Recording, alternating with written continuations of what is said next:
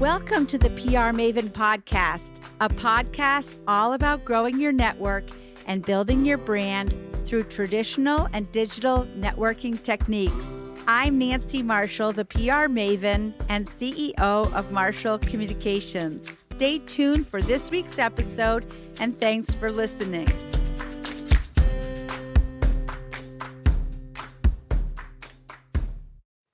Welcome, PR Maven Nation, to this week's episode, one of our mini episodes, a quick and informative look at how your brand makes people feel. The podcast is presented by Marshall Communications, creator of the 65-step Marshall Plan process. For more information, visit marshallpr.com. And on the website under PR Maven, you will also find information about my two books, PR Works and Grow Your Audience, Grow Your Brand.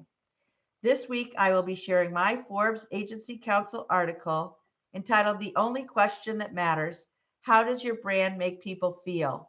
So let's dive right in. Branding is the way that an organization or a person connects with its audiences. Whether it's for personal or professional reasons or both, branding essentially tells your target audience a story about you that they can connect with. It is your story. For example, NFL quarterback Tom Brady, who recently announced his return to professional football, brands himself as a ruthless competitor, but also a loving teammate who cares about team camaraderie. His teammates say the same. Branding is how you make people feel, and the same goes for business. Your brand will attract the people who feel good about doing business with you or align themselves with your brand. By the same token, your brand will repel those who don't feel good about you and refuse to embrace your brand values. For instance, how do you feel when you think of Walmart? Many people love it, while others hate it. How about McDonald's? Billions of people evidently love the fast food chain, but I personally wouldn't care if I never visited McDonald's again, except for those emergency bathroom stops on road trips when I inevitably buy a cup of coffee out of guilt. Now ask yourself, what impact do you have on those around you? Is it positive or is it negative?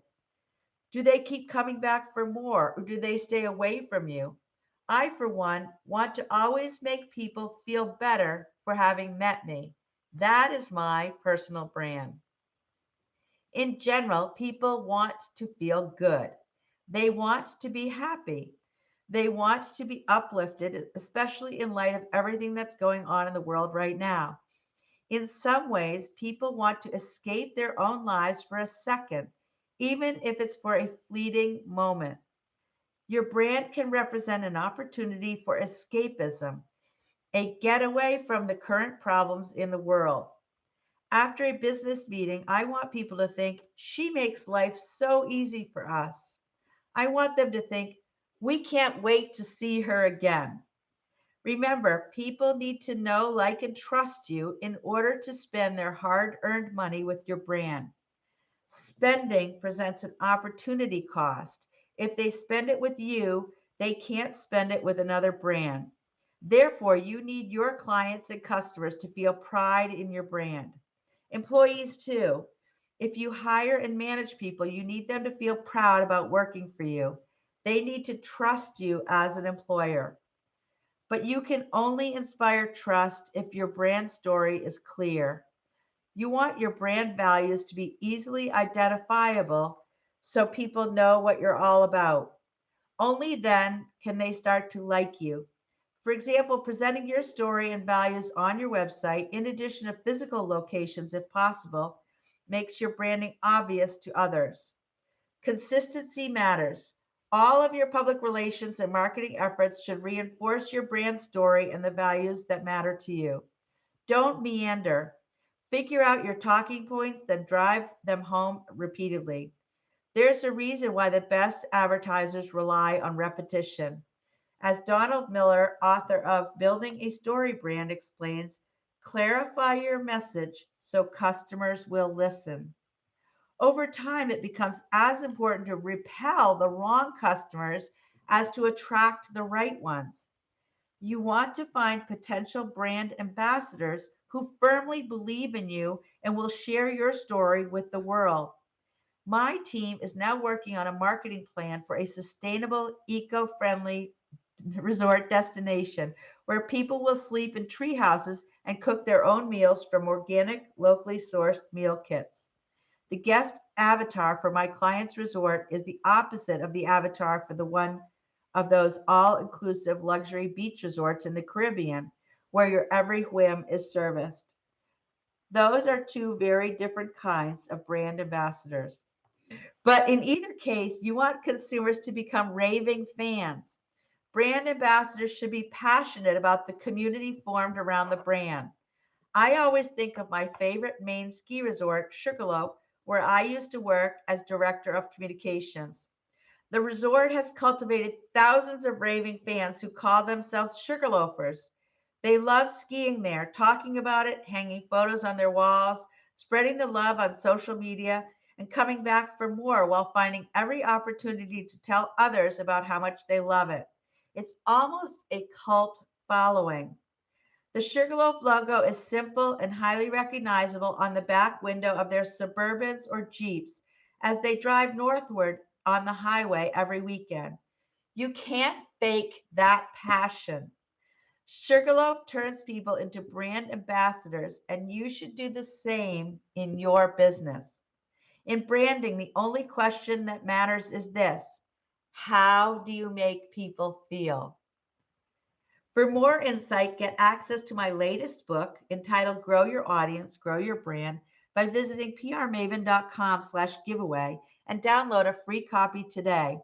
And here is my friend Mike Duguay to share how PR Works and Grow Your Audience, Grow Your Brand have helped him.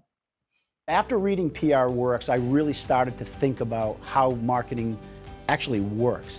And I know that sounds a little bit ridiculous, but what I realized is that each platform nowadays that we use out there in digital media and social media has its own nuance and also quirks to it. And understanding how they're used is exceedingly important. Because when you have a hammer in your hand, everything looks like a nail. And you can't approach it that way in marketing. And that's where I think Nancy's brilliance really shined in PR Works. I think Grow Your Audience, Grow Your Brand is really sort of the manifesto of understanding that there's many different levels to marketing.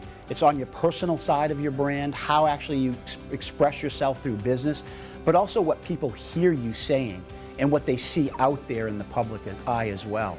So I think what's really important there, that's really the blueprint of how you go about using these new social media platforms, but also to express who you are as a human being. Because people want to see you authentically and genuinely working with not only what you do, but also with the customers.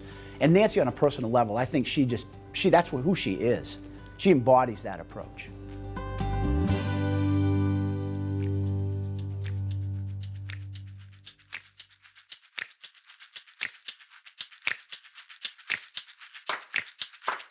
Thanks for listening to this episode of the PR Maven podcast. I invite you to share a review of the podcast on iTunes or your favorite podcast player. Be sure to subscribe to our podcast so you never miss an episode. You can also join the PR Maven Nation on Facebook. It's free to join, and it's a great community of like-minded individuals who are all looking to learn and grow from one another. If you use an Alexa device, use your Alexa app to search the skills and games section to find and enable the PR Maven podcast flash briefing. This will give you access to exclusive content and more PR and marketing advice. Thanks again for listening, and have a great rest of your week, PR Maven Nation.